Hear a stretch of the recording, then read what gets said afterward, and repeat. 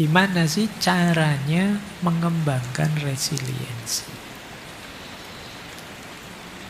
Saya mencatat setidaknya ada 8 cara untuk mengembangkan resiliensi. Yang pertama, tentu saja apapun yang berhubungan dengan self-improvement, perbaikan diri, itu harus diawali dari self-awareness. Mengenali diri kita sendiri. Ya enggak mungkin lah kita bisa bertahan tanpa mengenali diri kita. Jadi diawali self-awareness. Emosi-emosi kita, pola pikir kita, kelemahan, kelebihan kita. Ayo kita kenali. Tanpa kita kenal diri kita, ya bagaimana kita bisa bertahan menghadapi situasi zaman yang tadi tidak pasti, chaos dan lain sebagainya. Jadi syarat pertama adalah membangun kesadaran diri, sadari. Saya tidak tahu dalam sehari-hari sejauh mana kalian hidup dengan sadar. Keputusan-keputusan mau hasil renungan yang matang, tidak sekedar ikut arus. Jadi sadari dirimu, sadari setiap keputusanmu. Dengan dasar mengenali emosi, pola berpikir, kelemahan dan kelebihan. Kalau sudah sadar, terus yang kedua mengelola pikiran. Ini uraian panjangnya boleh kembali ke sesi mindset dulu. Kita ada ngaji filsafat tema mindset. Misalnya gini, mengelola pikiran itu. Self-talk kita, mari ngambil self-talk yang positif, jangan yang negatif. Jadi self-talk positif itu apa? Pernyataan kita untuk diri kita sendiri. Aku sebenarnya bisa kok. Mungkin kemarin kurang tekun saja, besok aku akan lebih tekun. Ini lebih positif daripada kalian bilang, aku gagal, memang aku ini ndak cakep, aku ini ndak. Nah, ini self-talk negatif. Bikin self-talk positif. Kalian nembak ditolak, yo, biasa hidup itu ada diterima, ada ditolak. Sebenarnya dia ndak sadar saja sih nolak saya misalnya gitu. Dia ndak tahu istimewanya saya gitu. Istimewanya saya itu ditolak tapi tetap wah gitu. Ya, pokoknya kamu ngomong dengan dirimu yang positif saja. Seandainya ada kelemahan, bahasakan itu sebagai tantangan. Bukan kelemahan yang menjatuhkan kita. Terus reframe itu ya kita ngasih frame baru. Kita berhadapan dengan masalah itu kita melihatnya bukan wah ini menjatuhkan, ini enggak. Kita membacanya, ini peluang untuk saya tumbuh. Ini peluang untuk nambah pengalaman. Ini peluang untuk latihan berani. Ini peluang. Ini reframing namanya. Jadi ini berhubungan dengan mengelola pikiran. Kemudian latihan menerima hal-hal yang di luar kendali dan mengubah hal-hal yang bisa kita ubah. Ini sama ya, di Stoik juga ada banyak pandangan itu. Jadi ini kunci kedua, pikiran kita nanti jadi sumbernya ketenangan hidup. Yang ketiga, ya kalau ini niscaya ya, kesehatan fisik. Ya tetap kalian harus sehat. Sejernih apapun pikiranmu, kalau tidak sehat, ya lemes. Tidak ada gunanya. Pikiranmu tinggi-tinggi kalau kamu sakit. Gaya hidupmu yang sehat. Kemudian kuatkan jaringan sosial. Nyari circle yang mendukung. Jangan circle yang toksik. Nanti mungkin minggu ketiga ya, bulan ini kita membahas support system, antara lain jaringan sosial yang mendukung. Penting adanya teman, jangan gaya Kita itu tidak mungkin hidup sendirian tanpa bantuan orang lain. Akan selalu ada kepentinganmu dengan orang lain. Bahkan misalnya kajian kayak gini tuh, kamu Pak, saya datang sendirian kok Pak, duduk sendirian, tidak butuh anu lain. Bayangkan kalau lingkunganmu tidak support, misalnya beberapa ada yang seneng sandal-sandal yang bagus terus sandalmu hilang, itu kan tidak bisa, kamu tidak ada hubungan dengan yang akan selalu ada hubunganmu dengan orang lain. Seintrovert apapun dirimu, emangnya kamu tidak pakai baju? Bajumu itu apa ya? Kamu nanam kapas sendiri, kamu memintal sendiri, bikin kain sendiri kan? Ya tidak. Kemudian ngaji saat ini yo, kamu butuh takmir yang nyiapin kopi, yang nyiapin tempat. Cuma tidak bisa kita sendirian. Support system penting. Maka membangun resiliensi juga perlu jaringan sosial yang mendukung. Kemudian tentu saja spiritualitas bisa menguatkan resiliensi. Sabar, tawakal itu menguatkan sudah. Kemudian belajar dari kegagalan. Setiap kali gagal, coba kalian tanya, aku bisa belajar apa dari sini? Apa yang harus saya tingkatkan biar tidak gagal lagi? Jadi kamu malah upgrade setelah gagal. Setiap kali jatuh, jadi modalmu untuk lebih kuat, lebih kokoh. Membangun resiliensi juga, kalian harus berlatih untuk fleksibel dan adaptif. Zaman berubah-ubah, situasi naik turun di luar kontrolmu. Mungkin kamu tidak bisa mengubah situasi, tapi kalian bisa mengontrol, mengendalikan dirimu. Mungkin caramu beraktivitas, caramu bekerja, dan lain sebagainya sesuaikan dengan kondisi. Jadi orang yang fleksibel, tidak kaku. Nah, kalau kalian tidak kaku, itu lebih mudah menyikapi perubahan-perubahan situasi. Kemudian mendukung resiliensi juga adalah punyalah harapan tapi yang realistis. Ya, punyalah cita-cita tidak masalah, tapi juga yo jangan berlebihan. Jadi gantungkan cita-citamu setinggi mungkin. Gantungkan cita-citamu setinggi-tingginya, tapi yang mungkin. Yang tidak mungkin yo jangan ditarget.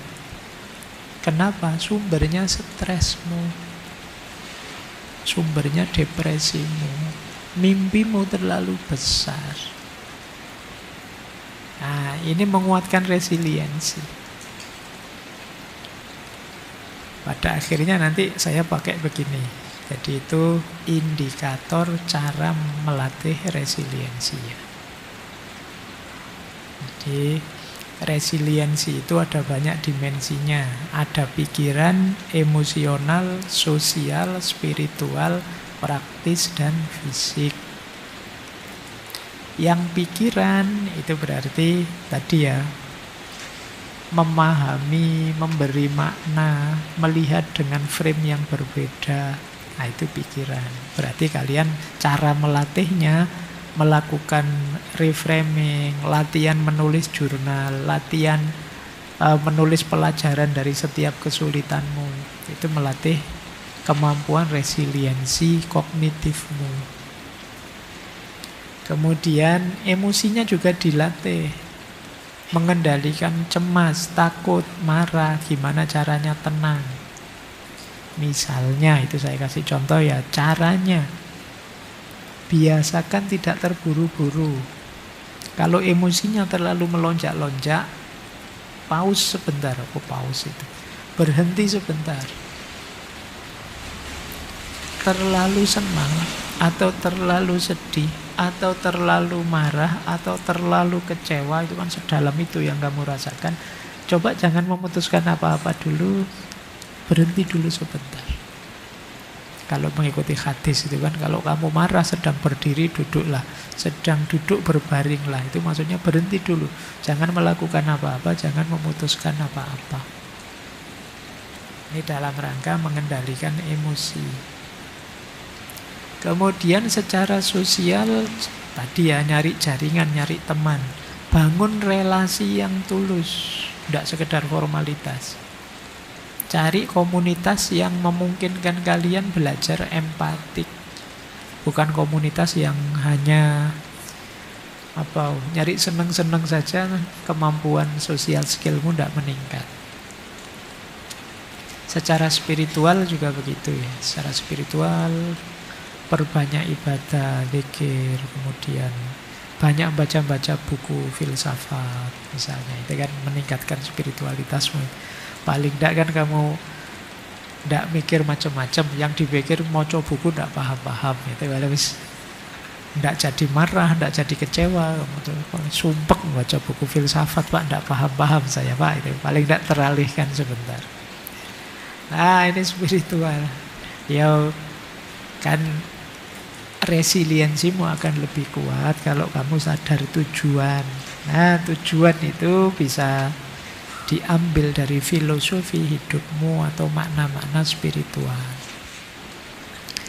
Kemudian dari aspek praksis atau tindakan kalian untuk bisa lebih kuat, boleh kok kalian meningkatkan kualitas dirimu. Misalnya kamu latihan latihan digital apa, nambah kemampuan bahasa apa, itu pasti membuatmu lebih tangguh.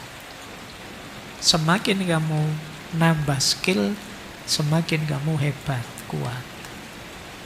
Kemudian biasakan, ini mendukung resiliensi.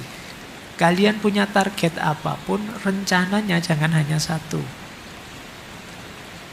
Ini plan A, ini plan B, ini plan C. Plan A gagal ya plan B. Plan B gagal ya plan C. A, B, C gagal semua, ganti rencana. Loh, caranya begitu. Karena planmu hanya satu, ya ketika gagal selesai. Nah, itu ya. Dan fisik tentu saja kesehatan jadi penting.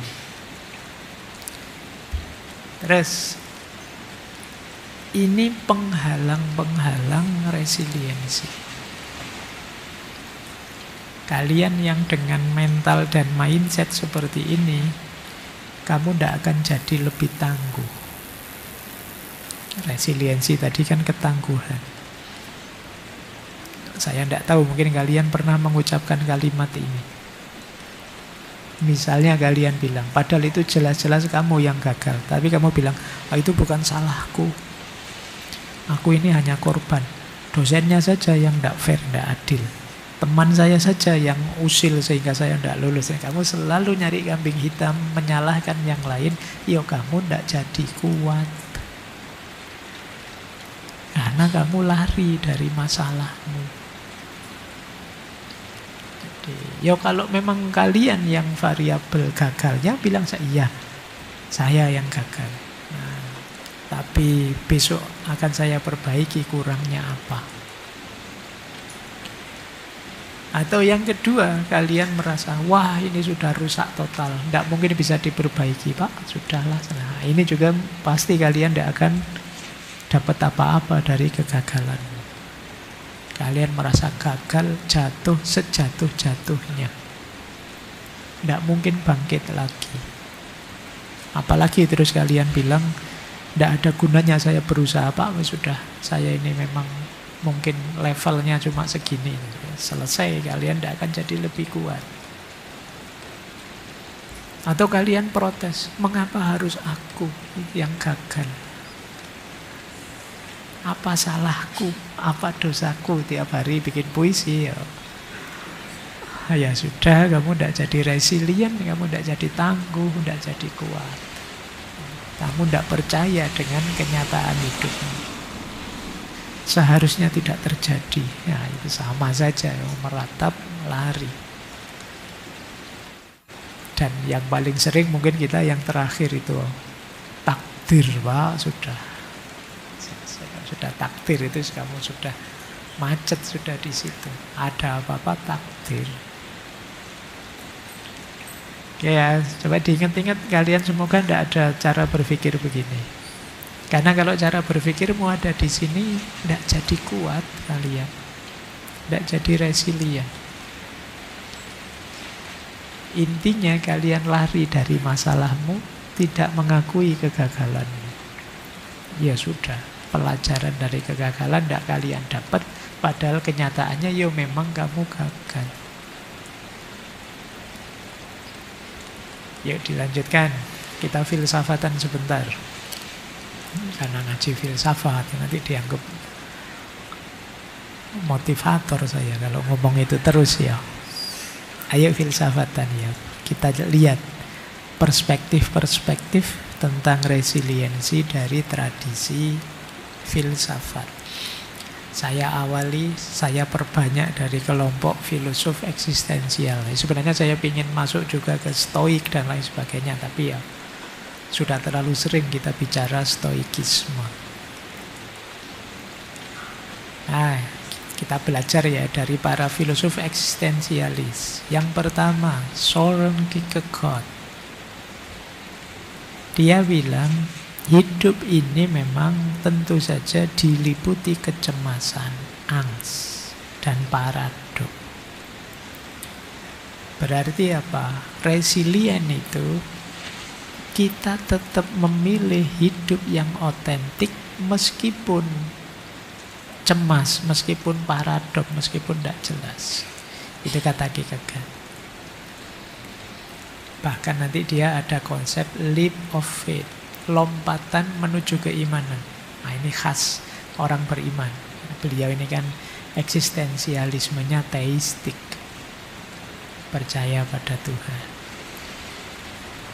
Jadi kecemasan kita, kekhawatiran eksistensial kita justru nanti bouncing back tadi, titik balik untuk kita jadi diri kita sendiri, untuk kita jadi otentik. Ini Kierkegaard. Kemudian yang kedua ada lagi Nietzsche. Kalau menurut Nietzsche, ya bagi Nietzsche hidup ini memang penderitaan sih, tapi penderitaan itu hakikatnya gemblengan untuk kita, membuat kita lebih otentik jadi diri kita sendiri. Kan tadi lo jatuh bangun kita jadi Superman luar biasa. Nietzsche ada istilah amor fati. Amor fati itu ya makna letternya mencintai nasibmu, mencintai takdirmu. Jadi ini menarik ya, kalau selama ini kan kita hanya sampai ke level menerima takdirmu. Kalau di Nietzsche malah kita diminta mencintai takdirmu. Orang yang mencintai takdirnya, dia bisa mengiyakan hidupnya. Mengiyakan hidup itu kalau di Nietzsche ya istilahnya ya sachen. Ya sachen itu mengiyakan hidup. Kita tidak pernah berpikir tentang ini, mengiyakan hidup. Buktinya apa? Kita sering sekali mengeluh, seolah-olah tidak terima kita dengan hidup yang seperti ini. Nah, Nietzsche punya perspektif, mari kita jadi seorang yang mencintai nasibnya, tapi tidak berhenti di situ.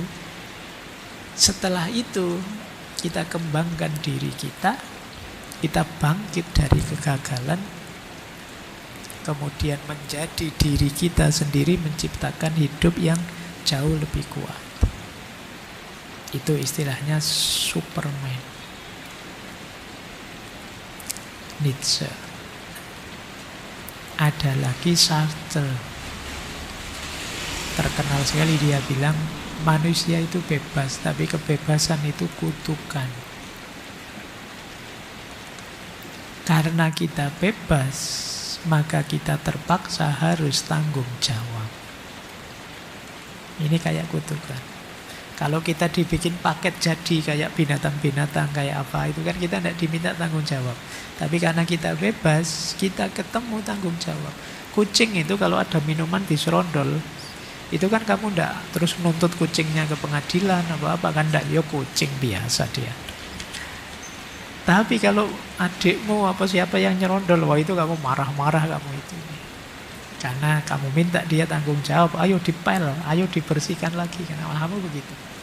Nah, maka kebebasan itu hakikatnya, kata Nietzsche, kutukan sebenarnya. Karena kita bebas, ya kita jadi tanggung jawab. Tapi justru orang yang resiliensinya tinggi adalah orang yang siap mengambil tanggung jawab penuh atas hidupnya. Jadi siap bertanggung jawab apapun pilihan yang dia tetapkan. Nah, ini Sartre. Baik, saya milih ini dan segala resikonya akan saya tanggung. Ini orang yang resiliensinya tinggi. Ada lagi Albert Camus. Dulu pernah kita bahas beliau ya, tentang absurditas. Kalau di Camus memang hidup ini absurd. Jadi tidak seideal yang ada di pikiran kita. Kita hidup ini kan pontang-panting mencari makna. Padahal ya dunia ini diam saja, kita maknai apa? Ya kita maknai apa? Jadi hidup ini seabsurd itu. Apapun bisa kita iyakan, apapun bisa juga kita tidakkan. Nah, nanti kamu kan terkenal dengan mitos Sisyphusnya, bahwa kita itu seperti Sisyphus yang mendorong batu ke atas gunung terus dijatuhkan lagi. Karena dia dihukum begitu. Terus dinaikkan lagi, dijatuhkan lagi, terus begitu. Itu kan kalau kita lihat dari jauh, kasihan ya orang hidup di dunia itu seperti itu terus. Tapi kata kamu, masalahnya bukan pengulangan yang membosankan yang kita melihatnya kasihan. Problemnya adalah orang itu gembira tidak melakukannya. Menikmati tidak ketika dia mendorong batu dan menjatuhkan lagi. Sisyphus itu mendorong batu ke atas gunung, dijatuhkan lagi, tapi dia senang saja, bisa menikmatinya meskipun absurd. Nah, dunia ini absurd, tapi justru kebahagiaan kita terletak ketika kita bisa menerima dan menikmati absurditas itu. Kenapa? Karena kalau kita mencari hidup yang tidak absurd, tidak ada. Hidup ini ya hakikatnya memang absurd. Nah, ini khas kamu. Jadi orang yang resiliensinya tinggi adalah orang yang menerima absurditas, bisa menikmatinya, dan tidak terjatuh pada nihilisme bahwa tidak ada nilai, tidak, dinikmati saja. Dia tetap serius, kayak hidup ini kayak sedalam itu, tidak masalah, dinikmati saja. Padahal itu ya absurd sih. Kalian mengkonsep hidup seideal apapun, jadi ya absurd konsepnya. Tapi kamu bisa menikmatinya, tidak masalah. Nah, itu dulu kita pernah satu sesi dengan kamu. Terakhir Viktor Frankl. Viktor Frankl dia dengan eksistensial maknanya. Jadi resiliensi kalau di Frankl ya tentu saja will to meaning. Manusia itu mengalami kepahitan apapun tetap akan bisa survive karena dia selalu bisa menemukan maknanya. Jadi menemukan makna berarti ya masih ada tujuan hidup yang ingin saya tuju. Itu di Frankl. Makna-makna saya masih harus jadi orang soleh, saya masih harus berguna bagi bangsa dan agama. Ini makna-makna yang kita tempelkan untuk hidup kita, yang membuat kita masih semangat. Itu dicontohkan oleh Frankl. Misalnya orang yang ditahan di penjara, itu kan harusnya dia sudah putus asa, tapi dia bisa tetap semangat karena dia punya tujuan. Saya pingin nanti kembali lagi ke keluargaku. Saya pingin nanti saya kalau pulang kerja lagi di sana sini. Ketika masih ada tujuan hidup ini, dia masih punya makna terhadap hidupnya dan terus tidak jadi putus asa. Nah, tadi orang yang jatuh bangun tadi, itu kenapa kok dia bisa bangun lagi. Karena dia punya tujuan. Bayangkan kalau kalian tidak punya tujuan hidup, ya jatuh mau bangun lagi kalian ragu-ragu. Saya bangun lagi terus mau apa? Wong tidak punya tujuan. Tapi kalau kalian punya tujuan, ini harus dikejar lagi. Itu Viktor Frankl tentang resiliensi. Baik, itu gambarannya ya para filosof.